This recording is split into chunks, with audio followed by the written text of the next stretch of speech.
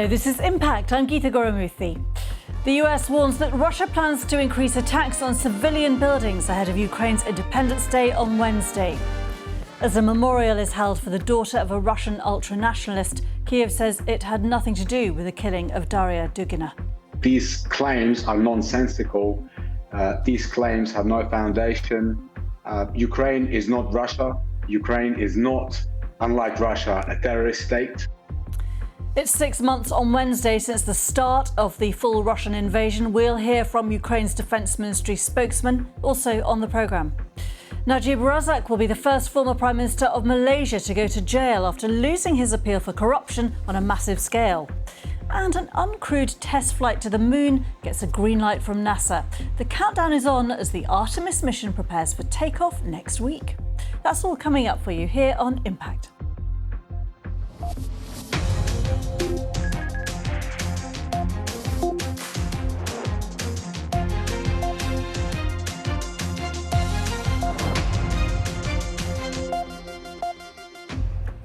Hello, welcome to the programme. Ukraine is bracing itself for a possible wave of heightened Russian aggression after US officials warned Russia is likely to step up attacks on civilian infrastructure and government buildings. Tomorrow is Ukraine's Independence Day, which also marks 6 months since Russia's full invasion of the country. In the capital, Kiev, public events have been banned. Meanwhile, in Moscow, a memorial service has been held for Daria Dugina, who was killed in a car bombing at the weekend. She's the daughter of a prominent supporter of Vladimir Putin, and Russian officials have accused what they call Ukrainian terrorists of being behind the attack. Ms. Dugina, who was 29, died when her vehicle exploded. Her prominent ultranationalist father, Alexander Dugin, who you can see here at today's service, may have been the intended target of the attack. Well, Yuri Sak, spokesperson for Ukraine's Ministry of Defence, says Russia's claims are baseless. Of course, we have already said that these claims are nonsensical. These claims have no foundation. Ukraine is not Russia. Ukraine is not, unlike Russia, a terrorist state. We are fighting for our freedom. We are fighting for the European values. The only legitimate targets for the Ukrainian armed forces are the military targets of the enemy. So everything that Russian propaganda says, we don't take it seriously and we disregard it, because just a week ago, we could have all seen claims by Russian propaganda that they have destroyed, all the HIMARS systems in Ukraine. And every week they come up with new set of lies. So whatever happened in Moscow most probably looks like a false flag terrorist operation.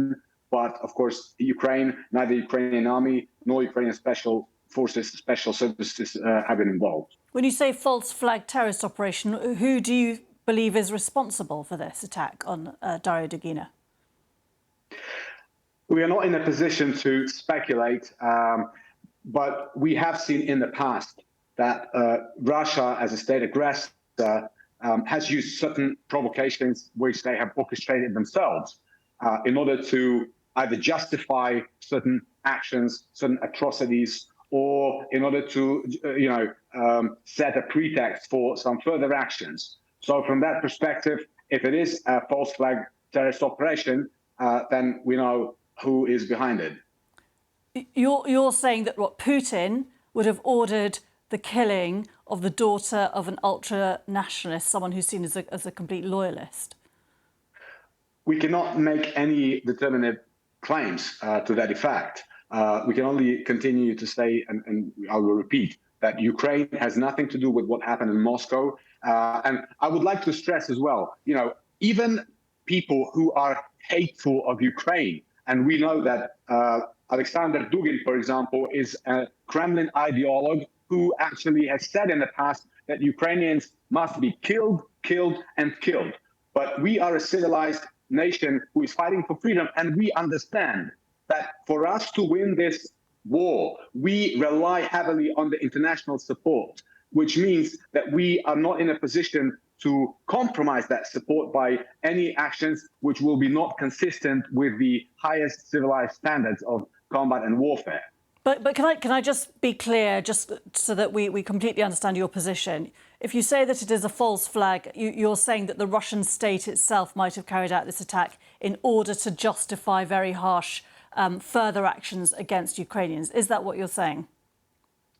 This is something that has been suggested, and Ukrainian side, we do not have access to the scene of the crime, and of course we cannot make any conclusive statements. But if you connect the dots and if you think about the past, then certain conclusions probably can be assumed. That was Yuri Saks, spokesperson for Ukraine's Ministry of Defence, speaking to me in the last hour. Well, I'm joined now by Yulia Ozmalovska, Executive Director of the Eastern Europe Security Institute in Kiev. Thank you very much for joining us. We're obviously hearing different claims on who is responsible for the weekend's attack. What's your assessment of who might be behind that?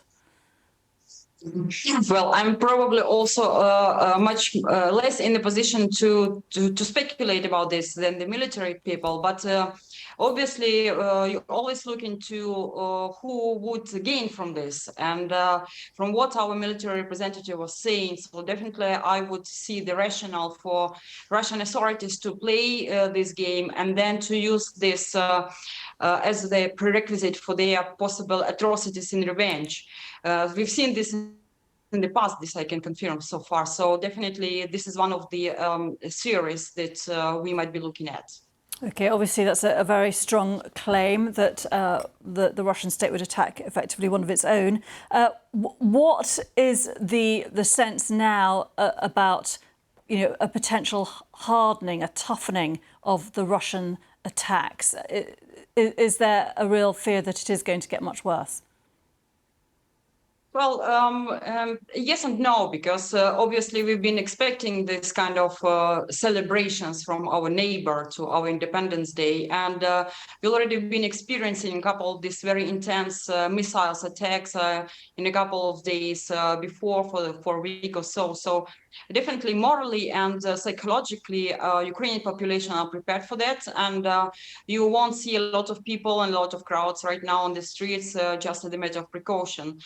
But on the other hand, definitely with reference to the warnings of the US authorities who advise their citizens to leave Ukraine for these days. So judging from the previous experience that we had in February, these times we definitely much more caution with regard to what the American partners are saying on that. On the diplomatic front, is there any hope that this conflict can be resolved? Because we're heading into the winter months here in Europe. There are real fears about the energy crisis, the increase in prices, and of course there are food shortages also, which are we're seeing right around the world, partly all influenced by what's going on in this region. Well, the Ukrainians are ready to sustain this because we want to completely defeat the enemy and get them rid of our territories. So 98% of Ukrainians believe that we are winning the war, we will win the war. So there is some sort of tolerance to the current very complicated situation. All we need is just to have weapons from our partners and to have this consolidation position further. Because for negotiations, there is no moment for the time being. So neither of the sides are ready for this negotiation. Russians would obviously want to have this temporary ceasefire just to fix 20% of Ukrainian territories they're currently possessing. But Ukrainians right now in a counteroffensive doing quite efficient operations, and therefore there are quite justifiable expectations that we have to win, and we need just some more equipment to support us on that. How long do you think this is going to take? Well, it depends on multiple factors and also the internal turmoil, what's going on in Putin in the circle at the moment as well. We have to count on that factor. So the optimistic assessment that by winter we might have this very intense campaign and just defeat Russia to the limits possible.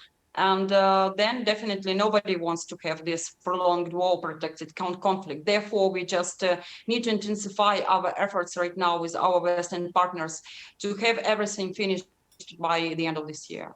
OK, Yulia Ozmalovska, Executive Director of the Eastern Europe Security Institute in Kiev. Thank you very much indeed. Thank you. The former Malaysian Prime Minister Najib Razak is beginning a 12-year prison sentence after failing in a final appeal against his conviction for corruption. He was escorted straight from the courtroom to jail for theft from a government investment fund known as 1MDB. Billions of dollars that were supposed to fuel economic growth in Malaysia were stolen in one of the world's biggest financial scandals. Following the court's decision, the lead counsel for Najib Razak said he was very sad to have lost the appeal. You have heard the decision of the Federal Court. Verdict was read by the learned Chief Justice. Of course, we are very sad because we lost the appeal. I only say that we seek comfort and solace in the words of a great Indian jurist who said that the Almighty alone can dispense perfect justice. Well, our Southeast Asia correspondent Jonathan Head has been following developments for us. Najib Razak and his lawyers have fought relentlessly throughout this 2-year appeals process, even at the last minute trying to get one of the Supreme Court judges hearing this final appeal disqualified. He changed his team of lawyers at the last minute and then claimed he didn't have enough time to prepare for the case. All of these arguments he's made against the 12-year sentence that was imposed on him 2 years ago for money laundering and abuses of power have left the judges at each of the appeals court stages unmoved. Again, the federal Supreme Court judges affirmed today that they believed the sentence and the conviction of Mr. Najib were sound and that he must now start to serve his time in prison. In this region where powerful figures almost never go to jail, this is almost unprecedented. And for those Malaysians who've been seeking accountability for the many past scandals in the country and a cleaner kind of politics, this is a very big step forward. It's also a test of Malaysia's judiciary. They've resisted pressure from Mr. Najib's followers. He's still a very popular figure. He's still very influential in his political party, UMNO, and they've been putting pressure on the judiciary to be more lenient with him. They've stuck by the verdict and insisted that he must be held accountable for his role in this enormous scandal in which more than $4 billion are believed to have been stolen from a state investment fund, a fund set up by Mr. Najib when he was Prime Minister. And it does seem that test to which Malaysia's judiciary has put has been passed, and that this once almost untouchable figure will now end up behind bars. Jonathan Head there. Donald Trump has asked a judge to freeze the Justice Department's investigation of files seized from his home in Mar-a-Lago earlier this month. The FBI says it took 11 sets of classified documents during the raid on the 8th of August. Mr. Trump says all of the files were declassified, and he's now asking for an independent lawyer to oversee the investigation, which could limit the scope of any proceedings against him. So, is Mr. Trump the victim of an organised campaign against him, or someone whose approach to power was at best careless and at worst criminal? CBS News correspondent Bradley Blackburn sent us this update from New York. A special master would slow this process down. It would be an independent person that would review these documents, and it just adds another step to this process. As the Department of Justice continues their investigation, it is not clear that they believe that they've recovered all of the classified materials from former President Trump's Mar-a-Lago home. This morning, the New York Times is reporting that all told, federal authorities have recovered 300 documents from Mar-a-Lago that were classified. Some of those documents marked top secret. That's the highest level of protection for documents in the U.S. government. These are kinds of documents that would typically have to be reviewed at a secure facility. When President Trump was in office, there was a facility built at Mar-a-Lago to review those types of documents. Of course, it was removed after he left office. The Republicans are rushing to his defense in the wake of this FBI search. The question is whether that continues as we learn more information about the documents that the government recovered and the nature of those documents. It's not clear at this point. But one interesting point in the legal filing yesterday from the Trump team, they asserted that President Trump is the front runner for the Republican presidential nomination in 2024. Now, he's not officially declared his candidacy, but it just shows how politics are so intertwined with this investigation. Bradley Blackburn there in New York. Do stay with us here on Impact. Still to come, China says it'll forgive 23 loans to 17 African countries. We'll take a look if the cancellations come with any strings attached.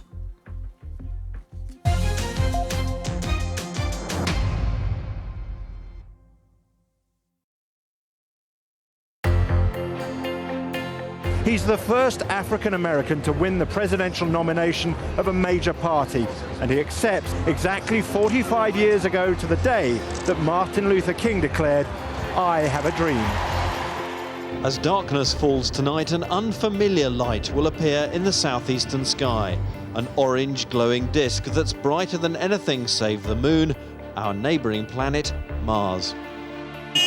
There is no doubt that this election is an important milestone in the birth of East Timor as the world's newest nation.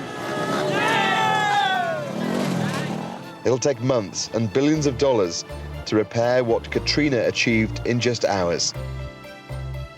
3 weeks is the longest the great clock has been off duty in 117 years.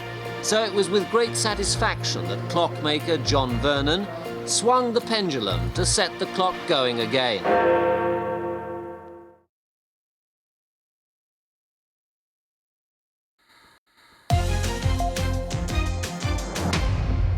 This is Impact on BBC World News. I'm Geeta, Guru-Murthy. China says it will forgive 23 interest-free loans to 17 African countries and redirect $10 billion of its International Monetary Fund reserves to nations on the continent. Foreign Minister Wang Yi announced that the cancellations would be given in a meeting last week on the Forum on China-Africa Cooperation, according to a post on the ministry's website. It didn't provide details about the value of the loans, which it said matured at the end of 2021. Well, Professor Steve Tsang is director of the SOAS China Institute, and he told me what he makes of the announcement. The Chinese government doesn't like to write off debts for foreign governments or foreign projects. So it is a significant step, but it does mean that the Chinese government may be expecting something in return, perhaps in terms of those governments' support for Chinese policies globally. But that, in that case, is politically astute for China and presumably helpful for Africa in these rather extraordinary economic times. Well, I think they are very helpful to the countries which are receiving the debt write-off. But then some of these projects probably would have been very difficult to justify in terms of the financing of them, in terms of those host countries not being able to pay off those debts practically from the very beginning. So this is not, in that sense, totally surprising. In terms of China's continued influence, though, on the continent, when the US and the West looks at this announcement from China, what are they going to read into that? Will they be alarmed? I think it will be a kind of a signal to the United States and European governments that they really need to get their acts together in terms of their development aid in Africa. Europe and America are doing a lot, but they are not being received quite as well as Chinese loans project, mainly because Chinese loan projects usually don't carry conditions in terms of issue about corruption or accountability or human rights obligations, whereas Europeans and Americans ones often do. But in terms of the West trying to compete with China in that case, I mean, how far behind are they? I think we are quite behind in terms of the perceptions of governments in African countries. Many of them, which are not democracies, prefer to deal with the Chinese government and Chinese Belt and Road Initiative lending than with the kind of development loans and aids from Western governments with conditionalities imposed. And it is clear, is it, that China can afford to simply write off these loans? I mean, could there be more like this in future? Well, there are a lot of Chinese loans in Africa and indeed in many less well-off parts of the world. The overwhelming majority of those Chinese projects are funded at commercial rate. They are not interest-free loans. Very, very few of them are interest-free loans. So those that are subject to the debt forgiveness on this occasion really are the minority cases. Professor Steve Tsang there. Now, look at these dramatic pictures of a super yacht completely sinking into the Mediterranean Sea. This footage was filmed by the Italian Coast Guard, who'd been called out when the vessel got into difficulties about 15 kilometres away from Cantazzaro, a town on the southern tip of the Italian mainland. There were 9 people on board, 4 passengers and 5 crew members. You'll be relieved to know they were all rescued and taken to safety. It's not known what caused the problems for the 40-metre long yacht, which was making its way to Sicily. But as you can see, there was no hope of stopping it from slipping beneath the waves. An investigation is underway. Well, I'm joined now by Stuart Campbell, Editor-in-Chief of Boat International. What's your reaction seeing those images? Well, it's never great, is it, to see a yacht sinking beneath the waters like that. We were all pretty shocked in the office to watch it happen. The footage is pretty stark. Yeah, it's a great shame. It's a great shame because she's a lovely yacht. No one likes to see that happen. Is there any clue from those images or from any information that's been released about how it happened or why it happened? No, we don't know. We certainly haven't been told. We're making inquiries, but there will be a thorough investigation, as there always is with an accident of this sort to a yacht like that. So we look forward to finding out what happened. But yeah, does it happen often? No, it doesn't happen often at all. It's very rare to see a boat of that size and caliber go beneath the waters. And is there any information about who was on board or who owned it? No. There's a kind of a code of silence in the super yacht industry about revealing owners' names, and I'm certainly not about to break that. So, yeah, unfortunately, I can't help on that one. But it is out there if people want to find out more. People are welcome to make their own inquiries, absolutely, yeah. But I'm just thrilled that everyone got off safely. The response the response from the Coast Guard looked very thorough, so it was great there were no injuries on board. Of course, absolutely. I mean, and there's been no intimation of any foul play or anything like that, because we've seen, yachts making the headlines, haven't we, with Russian yachts being seized. A lot of talk about the politics of yachting in recent weeks and months. There has been a lot about the politics of yachting. A very small minority of owners have rather cast a shadow over the entire industry, which is a very wholesome one that generates huge wealth and jobs for lots of parts of the globe. But yeah, there's certainly no suggestion in this particular case of any foul play. I'd be surprised to hear that there is, frankly. Yeah, just looking forward to finding out what happened. I was, on holiday. Lots of people were, luckily enough, in the Med, and the huge numbers of boats out on the water. Is there just a lot more wealth that's going into these things at the moment? Well, it's no secret that the super yacht industry's had a very good couple of years, mainly because, well, there's a number of reasons, really. People wanted to escape. It offered a great opportunity to get out of home lockdowns and things like that, and a mentality of if not now, when. If you are going to have the opportunity ever to buy a boat, that was kind of the wake-up call, as it were. And just looking at these pictures again, is that going to worry people? If it's very rare to see these incredibly expensive boats sink, people are going to want an explanation, aren't they? Yeah, and I look forward to finding out what that explanation is. But no, it's not going to worry people. Look, the crews on these boats are incredibly thorough. They're incredibly professional and very well drilled. So they'll have very, very significant safety protocols on board. And you can either buy them outright, can't you, or you can charter one for a week. I mean, roughly, what are the prices, just very quickly? Well, I mean, a boat like that we'd value that around €7 million. But the charter industry, absolutely, you're right. That's a great way for people to get on the water. That's just renting, boat rentals, basically, but on a slightly grander scale in super yachts. Absolutely. Stuart Campbell, thank you very much indeed for talking us through it. Thank you. Pleasure, no problem. The countdown is on because NASA's given the go-ahead for an uncrewed test flight to the moon, which takes off on Monday. The Artemis mission is being heralded as the start of a new era. Getting ready to blast off. NASA's new rocket has been given the go-ahead to launch. It's the first flight for the Artemis mission, and it's heading for the moon. We're ready. We are going, and go Artemis. At a press briefing, the Artemis team said the rocket had passed its technical tests and was ready to fly. There's an energy and there's an excitement around the Kennedy Space Center, I would say, across the agency and all around the Space Coast as we get closer and closer to this launch. You know, ever since we rolled out to the pad last week, you can feel the excitement, the energy increase, and it's really, really palpable. After a 50-year gap, we're heading back to the moon, and it all starts here with the Artemis mission and NASA's huge rocket.